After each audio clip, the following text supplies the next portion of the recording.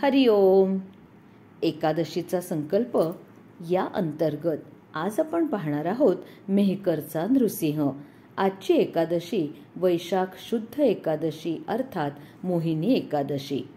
श्री नृसिंहाचा अवतार हा श्री विष्णूंच्या अवतारांपैकी चौथा अवतार. भारतामध्ये नृसिंहाची 11 स्थानं अत्यंत जागृत आणि प्रसिद्ध आहेत. त्यापैकीच बुलढाणा जिल्ह्यातील मेहकर हे 6वं स्थान आहे.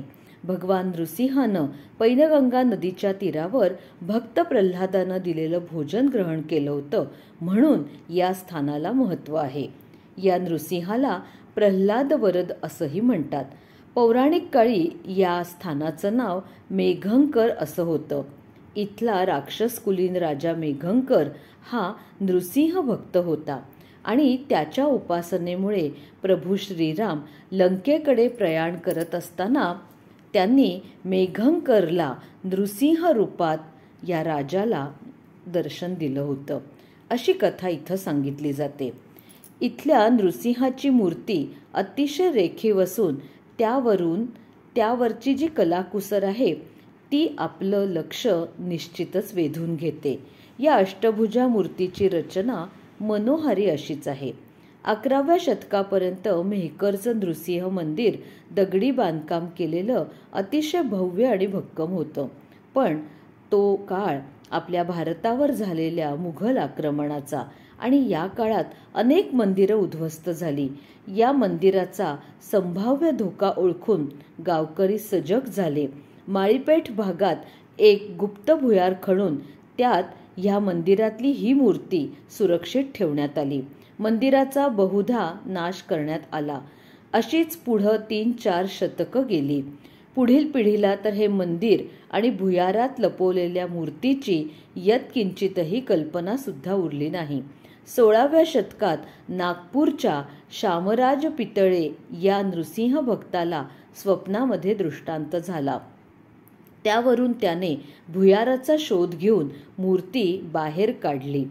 पण तो काळ परकीय आक्रमणांपासून सुरक्षित नव्हताच, म्हणून मग ग्रामस्थांनी एका छोटेखानी वाड्यात मूर्तीची प्रतिष्ठापना केली.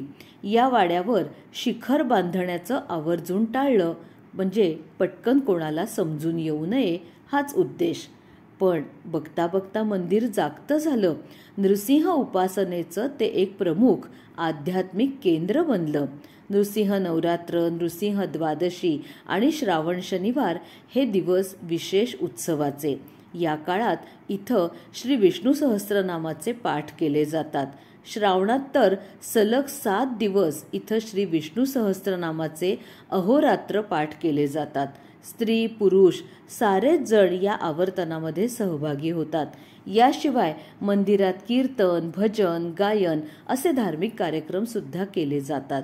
सामाजिक बांधिलकी जपत वृक्षारोपणासारखे काही कार्यक्रम या मंदिराकडून राबवले जातात.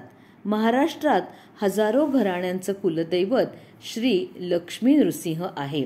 त्यामुळेच या स्थानी अनेक भक्त दर्शनासाठी येत असतात. आता मंदिराचा थोडा जीर्णोद्धार करून मंदिरावर कळस चढवावा असा गावकरी मंडळांचा मानस आहे. त्याप्रमाणे अर्थातच कामाला सुरुवात झालेली आहे.